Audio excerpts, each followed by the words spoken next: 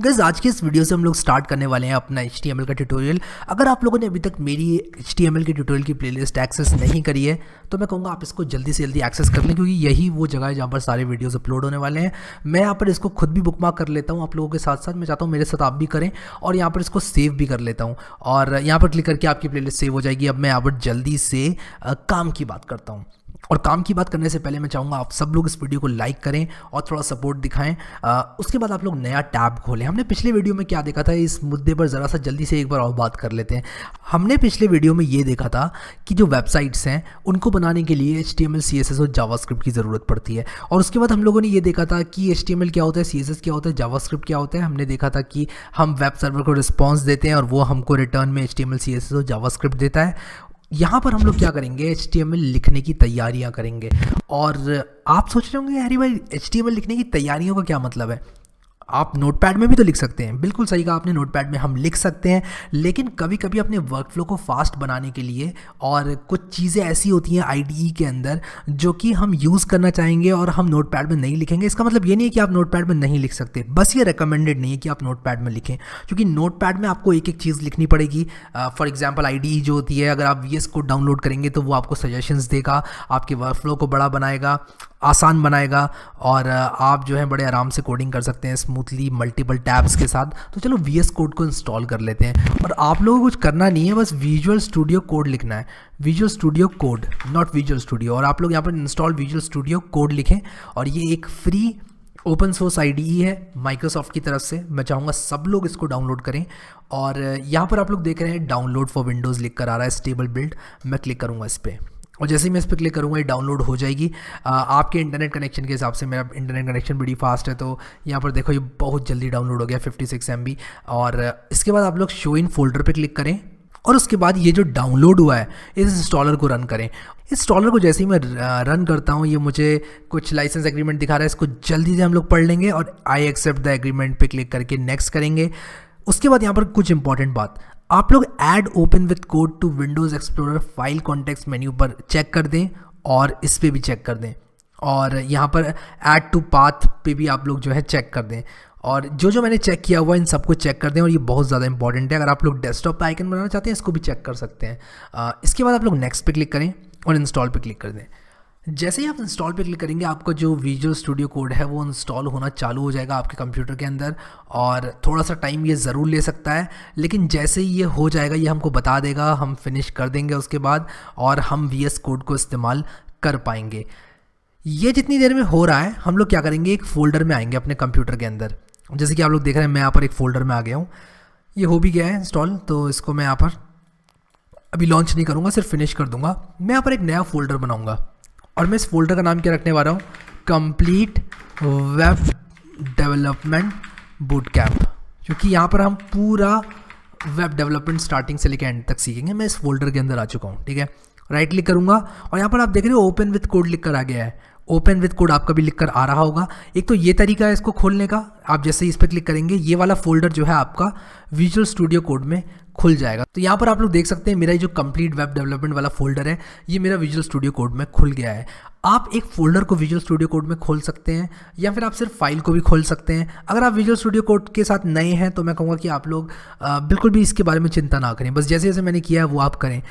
By any chance अगर आपका ये नहीं काम करता है तो मैं चाहूँगा कि आप लोग यहाँ से विजुअल स्टूडियो कोड को रन कर लें, और विजुअल स्टूडियो कोड को आप जैसे ही रन करेंगे ये आपको यहाँ पर क्लिक करेंगे आप तो ऑप्शन देगा ओपन फोल्डर। ओपन फोल्डर पे क्लिक करें और उसके बाद आप जो मन चाहे फोल्डर चाहें खोल सकते हैं। मैं इसको भी बंद कर दूंगा, मैंने ऑलरेडी एक फोल्डर यहाँ पर अपने विजुअल स्टूडियो कोड में खोल लिया है। आपका राइट क्लिक बिल्कुल चलेगा यहाँ पर और ओपन विथ कोड लिख कर आएगा। अगर नहीं आ रहा है तो आप लोग वापस से इंस्टॉल करें विजुअल स्टूडियो कोड, उसी के साथ साथ आप क्या करें कि अपने कंप्यूटर को रीस्टार्ट करें। ऐसा होना नहीं चाहिए, बट अगर आपका ओपन विथ कोड नहीं आता है लिखकर तब आप ऐसा कर सकते हैं। अब ये हमने कर लिया।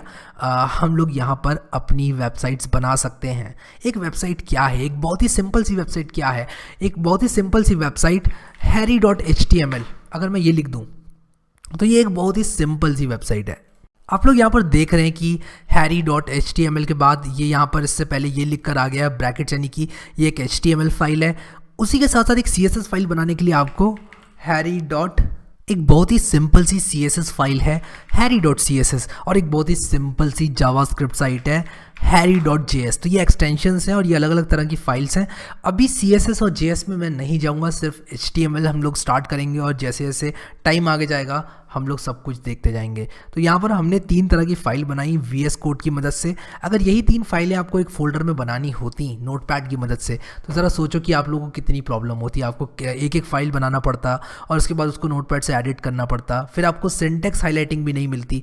जैसे कि मैं आप लोगों को दिखाता हूँ, जावास्क्रिप्ट में मैं यहाँ पर कंसोल लिखता हूँ तो ये देखो मुझे सजेस्ट कर रहा है, और .log लिखता हूँ तो ये इस तरह से सजेस्ट कर रहा है, मुझे बता रहा है कि किस तरह से मुझे इसके अंदर आर्ग्यूमेंट्स पास करना है। ये मैं भी आप लोगों को नहीं बताऊँगा ज़्यादा, मैं सिर्फ आप लोग को दिखा रहा था कि ये मुझे सजेस्ट करता है। इसीलिए हम नोटपैड यूज़ नहीं करते हैं, यूज़ कर सकते हो बट प्रेफर नहीं करते हैं हम नोटपैड यूज़ करना।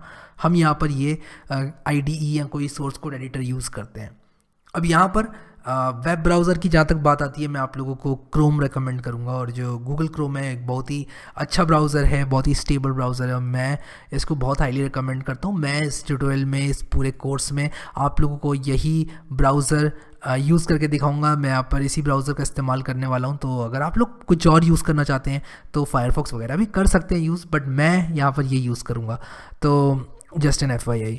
उसी के साथ साथ हम लोग यहाँ पर VS कोड के बारे में थोड़ा और देखेंगे, और यहाँ पर बहुत ही जल्दी आप लोगों को बताना चाहूँगा कुछ चीज़ें, क्योंकि मैं यहाँ पर इस कोर्स को एक कॉम्प्रिहेंसिव VS कोड का ट्यूटोरियल नहीं बनाना चाहता। मैं आपको कुछ थोड़ा सा बता देता हूँ VS कोड के बारे में। VS कोड आपने इंस्टॉल किया, आप जैसे ही एक्सक्लेमेशन मार्क लिखते हैं, यहाँ पर एमिट एब्रीविएशन लिख के आता है, आप इस पर क्लिक करते हैं तो आपको एक बॉयलर प्लेट कोड मिल जाता है HTML का, जिसको आप आगे ले जा सकते हैं। इसको एडिट करके आप लोग अपनी वेबसाइट बना सकते हैं। जैसे कि मैं यहाँ पर टाइटल में हैरी लिख सकता हूँ। मैं ये सब चीज़ें आप लोगों को एक्सप्लेन करूँगा। मैं बस आपको ये बताना चाहता था, जैसे जैसे आप टाइप करते हैं ये आपको सजेशन देते जाता है, एंटर मारते हैं तो ये ऑटो कंप्लीट कर देता है। और यहाँ पर एक गियर आइकन है जहाँ पर VS कोड की सारी सेटिंग्स हैं। अगर आप लोग इसको पहली बार देख रहे हैं तो बहुत ही डरावना सा लगता है, ऐसा लगता है कि कुछ मालूम ही नहीं है मैं कैसे यूज़ करूँगा, लेकिन मैं कहूँगा आदत डाल लीजिए इसको यूज़ करने की। क्योंकि अगर आप लोग पाइथन में भी प्रोग्रामिंग करोगे आगे जाकर, या फिर मान लो कोई और प्रोग्रामिंग लैंग्वेज में प्रोग्रामिंग करोगे, तो ये जो विजुअल स्टूडियो कोड है ये आपके बहुत ज़्यादा काम आने वाला है। तो यहाँ पर 1 2 3 4 5 बटन्स के बारे में आपको बता देता हूँ। इनमें से अभी के लिए सिर्फ एक्सप्लोरर पे आप लोग फोकस करो। एक्सप्लोरर को इस तरह खोल बंद कर सकते हो आप। इसके अंदर वो सारी की सारी ओपन फाइल्स हैं जो कि आपने खोल रखी हैं। यहाँ पर आपका पूरा फोल्डर दिखता है, इसको बंद या खोल कर सकते हैं। अगर आपने कोई फोल्डर बनाना है तो यहाँ क्लिक करें, कोई फाइल बनानी है तो यहाँ क्लिक करें, न्यू फाइल न्यू फोल्डर, और ये रिफ्रेश का बटन है कि अगर आपने यहाँ पर कोई फाइल बना दी, यहाँ पर कोई फाइल बना दी और उसके बाद आपकी यहाँ दिखाई नहीं दे रही है तो आप रिफ़्रेश कर सकते हैं, तो ये यहाँ पर दिखाई देने लग जाएगी। उसी के साथ साथ यहाँ पर सर्च है, यहाँ पर गिट है। अब बहुत सारे लोगों को गिट नहीं मालूम होगा एज ए बिगिनर, कोई प्रॉब्लम नहीं है, अभी छोड़ दो उसको। डीबगर को भी अभी के लिए छोड़ दीजिए आप। और यहाँ पर एक्सटेंशंस हैं, ये बिल्कुल ही माइक्रोसॉफ्ट में स्टोर्स की तरह, आपके एंड्रॉयड ऐप में प्ले स्टोर की तरह, बिल्कुल उसकी तरह है। और यहाँ पर आप एक्सटेंशंस को इंस्टॉल कर सकते हैं, ठीक है। तो यहाँ पर हम एक बहुत ही धमाकेदार एक्सटेंशन इंस्टॉल करने वाले हैं जिसका नाम है लाइव सर्वर। तो जैसे आप लोग यहाँ पर लाइव सर्वर लिखेंगे, मेक श्योर कि आप लोग इंटरनेट से कनेक्टेड हैं। तो मेरी ऑलरेडी यहाँ पर इंस्टॉल्ड है, लेकिन आप लोग को इंस्टॉल पे क्लिक करना है लाइव सर्वर लिखते ही, और जैसे ही आप इंस्टॉल पे क्लिक करेंगे आपकी ये जो लाइव सर्वर है वो इंस्टॉल हो जाएगी। तो मैं अभी अनइंस्टॉल करके वापस से इंस्टॉल कर सकता हूँ इसको। मैं अगर इसको अभी अनइंस्टॉल करके रीलोड करूँ और उसके बाद यहाँ पर मैं लिखूँ लाइव सर्वर, तो यहाँ पर मेरा फिर ऑप्शन देगा इंस्टॉल करने का, इस पर क्लिक करने का, और इस पर क्लिक करने के बाद दैट्स अबाउट इट, इतना ही करना है बस आपको। और जैसे आप ये करेंगे आपको यहाँ पर गो लाइव का बटन दिखाई देगा। रिलोड कर लेना अपने VS कोड को, अगर नहीं दिखाई दे तो, यानी कि बंद करके खोल लेना वापस से। बट जैसे ही आप इस गो लाइव पे क्लिक करते हैं तो यहाँ पर गो लाइव पे आप जैसे ही क्लिक करेंगे, मैंने क्लिक किया गो लाइव पर, ये देखो ये हैरी टाइटल का एक पेज खुल गया यहाँ पर। और बॉडी के अंदर अगर मैं यहाँ पर कुछ ऐसे लिख देता हूँ, इसको हटा देता हूँ, हैरी, और हैरी नहीं यार, हेलो वर्ड लिखते हैं। हेलो वर्ड मैंने यहाँ पर लिखा तो देखो यहाँ पर हेलो वर्ड लिखकर आ गया बिना इसको रिलोड किए। यही लाइव सर्वर का काम है, आपको रिलोड करने की ज़रूरत नहीं है। सिंपली आप जैसे जैसे चेंज करेंगे, हेलो वर्ड की जगह आप लोग यहाँ पर हेलो हैरी करके सेव करेंगे, तो यहाँ पर देखो हेलो वर्ड का हेलो हैरी हो गया। तो जैसे जैसे मैं काम करूँगा वैसे वैसे यहाँ पर अपडेट होती जाएंगी चीज़ें। लाइव सर्वर बिल्कुल इसी में मदद करता है हमारी। और यहाँ पर VS कोड के बारे में थोड़ा और बताऊँ आप लोगों को, तो यहाँ पर सेटिंग्स होती हैं, यहाँ कमांड पैलेट है, इसमें सारे कमांड्स होते हैं। अभी के लिए आप इसको छोड़ दो। सेटिंग्स पे जाऊंगा, सेटिंग्स पे क्लिक किया। सेटिंग्स पे जाने के बाद दो तरह की सेटिंग्स है विजुअल स्टूडियो कोड में, एक यूज़र सेटिंग है, एक वर्क स्पेस सेटिंग है। यूज़र सेटिंग मतलब इस कंप्यूटर में जो यूज़र है, यानी कि आप जो यूज़ कर रहा है कंप्यूटर, उसके लिए सेटिंग्स। वर्क स्पेस मतलब सिर्फ इस फोल्डर के लिए सेटिंग जो खुला हुआ है। तो कुछ चीज़ें होंगी जो आप चाहेंगे सिर्फ इस फोल्डर में अप्लाई हों, जैसे लाइव सर्वर। मैं किसी पाइथन प्रोजेक्ट में नहीं चाहूँगा कि लाइव सर्वर चलाऊँ। यूज़र सेटिंग्स में क्या है, कुछ वो चीज़ें जो कि आप प्रेफर करते हैं।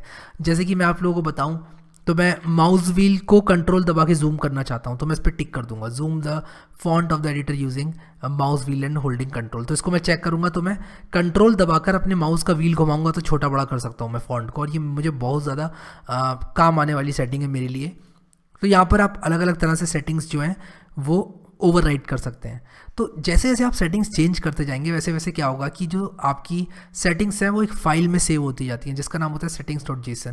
तो यहाँ पर जैसे ही आप क्लिक करेंगे ऊपर, यहाँ पर ओपन सेटिंग्स जेसन, तो यहाँ पर वो सारी की सारी सेटिंग्स हैं जो कि आपने ओवरराइड कर रखी हैं, जो कि डिफ़ॉल्ट से अलग है। तो डिफ़ॉल्ट से अलग सेटिंग्स आपकी यहाँ पर आ जाती हैं। कौन सी सेटिंग्स है? ये यूज़र सेटिंग्स है। अगर आपको work space specific settings change करनी है तो वर्क स्पेस पर क्लिक करें, इसको चेंज करें, और यहाँ पर देखो मैंने जैसे ही माउस व्हील वाली सेटिंग चेंज करी तो यहाँ पर ये आ गया। कुछ चीज़ें ऐसी होंगी जो कि आप हर प्रोजेक्ट के साथ चाहते हैं, जैसे कि ये माउस व्हील वाली जो सेटिंग है वो मैं चाहता हूँ कि मेरे हर फोल्डर, हर प्रोजेक्ट के अंदर ये सेटिंग मुझे मिले। तो इसलिए मैंने क्या किया, editor dot mouse wheel zoom को ट्रू कर लिया यहाँ पर भी, और भी कहीं मैं कोई और प्रोजेक्ट बनाऊँगा इस कंप्यूटर के अंदर, वहाँ भी मैं चाहूँगा कि ये सेटिंग मुझे इस तरह से मिल जाए। तो ये था सेटिंग्स। और अगर आप लोगों को ज़्यादा सीखना है और वी एस कोड के बारे में एकदम नेटिग्रिटी, एकदम डिटेल सब कुछ, तो मैंने वो भी वीडियो बनाया हुआ है, और मैं बताता हूँ आपको कहाँ मिलेगा। और वो आपको मिलेगा मेरे पाइथन के कोर्स में। अगर आप लोग पाइथन नहीं भी सीख रहे हैं तब भी मैं कहूँगा कि आप लोग अगर चाहते हैं वी एस कोड को बहुत डिटेल में सीखना तो ये वाला वीडियो देख लें, learn V S code in one video, V S code tutorial, ये है मेरा, प्लस पाइथन सेटअप। इसमें मैंने वी एस कोड के बारे में बताया, मोस्टली पाइथन के बारे में कम ही बताया है, तो आप लोग इसको देख सकते हैं। और इसमें मैंने सब कुछ डिटेल में बता रखा है। बट यहाँ पर इस वीडियो को मद्देनज़र अगर रखा जाए, HTML, CSS और जावास्क्रिप्ट की जहाँ तक बात रही, इतना काफ़ी है। और कुछ आगे लगेगा ना तो मैं आपको बता दूंगा, कुछ भी हम यूज़ करेंगे तो मैं आपको इस कोर्स के दौरान बता दूंगा। तो यहाँ पर अभी सेटिंग्स को बंद करते हैं। एक और important cheese, keyboard shortcuts. Keyboard shortcuts by default होते हैं आपके VS कोड के अंदर, लेकिन आप चाहेंगे कुछ कीबोर्ड शॉर्टकट्स को ओवरराइड करना, जैसे कि मैं Ctrl+D जो है उसको मैंने रखा हुआ है, Ctrl+D मैंने रखा हुआ है अपनी लाइन को रेप्लिकेट करने का शॉर्टकट। ठीक है, यहाँ पर मैं दिखाता हूँ आप लोगों को। अगर मैं अपनी कीबोर्ड की जेसन फाइल दिखाऊँ, देखो क्या होता है कि जो डिफ़ॉल्ट कीबोर्ड शॉर्टकट्स हैं वो आपके VS कोड में रहते हैं। इसके ऊपर से अगर आप कोई और कीबोर्ड शॉर्टकट ऐड करते हो, यानी कि चेंज करते हो, तो वो आपके keybindings.json में आ जाते हैं। आपकी जो जेसन फाइल है इसके अंदर आ जाते हैं। देखो मैंने Ctrl+D को रखा हुआ है as editor.action.copy lines down action। तो आप यहाँ पे कॉपी लाइन्स डाउन लिखेंगे तो यहाँ पर देखो मैंने Ctrl+D बना रखा है उसको, मैंने इसको ओवरराइट कर रखा है। बाय डिफ़ॉल्ट ये कुछ और था, मैंने इसको चेंज किया है। इससे क्या होता है, मैं Ctrl+D दबाकर इसको रेप्लिकेट कर सकता हूँ। ऐसे ही मैं सेलेक्ट करके इसको इतनी सारी लाइन्स भी कॉपी कर सकता हूँ नीचे। तो ये काफ़ी यूज़फुल है मेरे लिए। मैं पहले सबलाइम टेक्स्ट यूज़ किया करता था और उसमें ये शॉर्टकट था, तो मेरी आदत सी पड़ गई थी इस शॉर्टकट को यूज़ करने की। ऐसे बहुत सारे शॉर्टकट्स होंगे दूसरे IDEs के जिनकी आपको आदत पड़ी हुई होगी। ऐसा हो नहीं सकता। अगर आप एक प्रोग्रामर हैं, थोड़ा सा भी अगर आप लोग प्रोग्रामिंग में इंटरेस्ट रखते हैं, तो कोई ना कोई ऐसा शॉर्टकट होगा जो कि आप दूसरी IDE से लाना चाहेंगे। उसको ढूंढें इस लिस्ट में और ओवरराइट कर लें। और जैसे आप ओवरराइट करेंगे यहाँ पर keybindings.json में आपका अपने आप ऑटोमेटिकली आ जाएगा। ये फाइल आपको एडिट करने की ज़रूरत नहीं है। तो यहाँ पर आप इसको की बाइंडिंग को भी बंद कर दें। कीबोर्ड शॉर्टकट्स आप यहाँ पर चेंज कर सकते हैं। इसके अलावा कुछ और रहेगा तो मैं आपको बता ही दूंगा। और यूज़र स्निपेट्स की बात अभी नहीं करूँगा मैं, और एक्सटेंशंस की बात हमने कर ली है, सेटिंग्स की बात हमने कर ली है। कमांड पैलेट की अगर बात की जाए तो इसमें कमांड एक यहाँ पर खुल जाता है। यहाँ पर आप जितने भी कमांड्स हैं उनको टाइप करके आप लोग यूज़ कर सकते हैं। बट अभी के लिए यहाँ पर मैं इसको बंद करूँगा, इसके बारे में ज़्यादा बात नहीं करूँगा। हमारा जो लाइव सर्वर है वो यहाँ पर चल रहा है, और जब तक मैं इस पर क्लिक ना कर दूँ तब तक मेरा जो सर्वर है वो क्लोज़ नहीं होगा। मैंने इस पर क्लिक किया तो मेरा सर्वर क्लोज़ हो चुका है। अब यहाँ पर मैं आप लोगों को दिखाता हूँ। ये अगर मैं इसको रिलोड करूँ तो ये नॉट फाउंड आएगा। देखो यहाँ पर आ रहा है कि साइट कांट बी रीच, क्योंकि मैंने सर्वर बंद कर दिया है। तो ये था मेरा VS कोड लाइव सर्वर। आशा करता हूँ कि आप लोगों को समझ में आ गया होगा, आप लोगों को सब कुछ अच्छे से यहाँ पर जो जो मैंने बताया है, जो यहाँ पर बुनियाद है, हमारी फाउंडेशन है, वो आपको समझ में आ गई होगी। लिनक्स और मैक यूज़र्स के लिए एक बात बोलना चाहूँगा, बिल्कुल भी ऐसा मत समझना कि मैं आप लोगों को यहाँ पर एक एक बात बता रहा हूँ। मुझे मालूम है कि मैं आपको सॉफ्टवेयर इंस्टॉलेशन नहीं सिखाऊंगा, वो आपको ऑलरेडी आता है। बट लिनक्स और मैक यूज़र्स भी बिल्कुल घबराए ना ये देखकर कि मैं विंडो यूज़ कर रहा हूँ तो आप लोग ये ट्यूटोरियल फॉलो नहीं कर सकते। विंडो एक सिर्फ ऑपरेटिंग सिस्टम है, तो मैं विंडोज़ यूज़ कर रहा हूँ तो इसका मतलब ये नहीं है कि आप लोग फॉलो नहीं कर सकते। एकदम बाकी सब चीज़ें सेम रहने वाली हैं।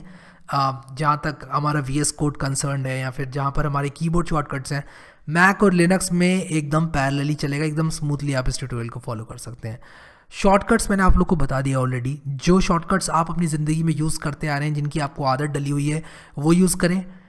एक मेरा मानना है कि अगर आपको 2 हाथ लगाने पड़ते हैं किसी शॉर्टकट को दबाने के लिए, तो मुझे नहीं लगता वो शॉर्टकट है। मेरे हिसाब से जो कॉमन शॉर्टकट्स हैं वो आपके एक हाथ से दब जाने चाहिए, जैसे कि कंट्रोल D, कंट्रोल एस्केप, और भी बहुत सारे कंट्रोल C, कंट्रोल V, ये सब चीज़ें जो होती हैं तो मैं सेम ही रखता हूँ कॉपी पेस्ट के लिए। बट आप लोग कुछ भी चाहें ओवरराइट कर सकते हैं यहाँ पर, और VS कोड की पावर का फ़ायदा उठा सकते हैं। एक बात इस वीडियो को ख़त्म करने से पहले, टर्मिनल, जैसे आप यहाँ पर न्यू टर्मिनल पे क्लिक करते हैं तो आपका यहाँ पर एक इंटीग्रेटेड टर्मिनल खुल जाता है, और मैंने अपना जो टर्मिनल है वो गिट बैश सेट कर रखा है। तो यहाँ पर आप क्लिक करके सेलेक्ट डिफ़ॉल्ट शेल करके यहाँ पर अपना डिफ़ॉल्ट टर्मिनल सेट कर सकते हैं। अगर आप लोग कमांड प्रॉम्प्ट चाहते हैं तो कमांड प्रॉम्प्ट कर सकते हैं, पावर शेल चाहते हैं पावर शेल कर सकते हैं। बाय डिफ़ॉल्ट आपका पावर शेल होने वाला है, तो मैंने भी वही सेलेक्ट कर लिया है अभी के लिए। तो अब मैं अगर यहाँ पर अपना टर्मिनल खोलूँगा तो मुझे यहाँ पर विंडोज़ पावर शेल खुल के आएगा। और ये आपकी ज़िंदगी को आसान बनाने के लिए है कि आपको एक टर्मिनल अलग से नहीं खोलना है, आपका टर्मिनल यहीं पर है। अगर आप लोग को नहीं मालूम टर्मिनल क्या होता है और टर्मिनल हमको इस कोर्स में क्यों चाहिए, तो बिल्कुल भी घबराएं ना, मैं सब कुछ आप लोगों को इस वीडियो में बताऊंगा। बस आप कुछ इतना समझ लो कि यहाँ पर जो टर्मिनल है वो हमें रखना है, और बाकी सब कुछ आप लोग सेम रखो। कोई भी सेटिंग अगर चेंज करनी होगी तो वो मैं आपको बता दूंगा। और मैं आशा करता हूँ कि आप लोगों ने ये प्लेलिस्ट एक्सेस कर ली है और आप लोग आने वाले वीडियोस का इंतज़ार करेंगे और इस कोर्स को अच्छे से फॉलो करेंगे और एक सफल वेब डेवलपर बनेंगे। अगर आप लोगों को ये वीडियो पसंद आया तो मुझे एक लाइक ज़रूर देना, और मुझे कमेंट में बताना कि क्या सजेशंस है आपकी इस कोर्स के दौरान, मुझे क्या क्या कवर करना चाहिए। मैं चाहता हूँ कि आप लोग कमेंट में इंटरेक्ट करें मेरे साथ। सो इस प्लेलिस्ट को एक्सेस करना बिल्कुल मत भूलिए और सेव करना बिल्कुल भी मत भूलिए। यहाँ पर क्लिक करके आप बुकमार्क कर लें प्लेलिस्ट को। अभी के लिए इस वीडियो में इतना ही guys. Thank you so much guys for watching this video, and I will see you next time.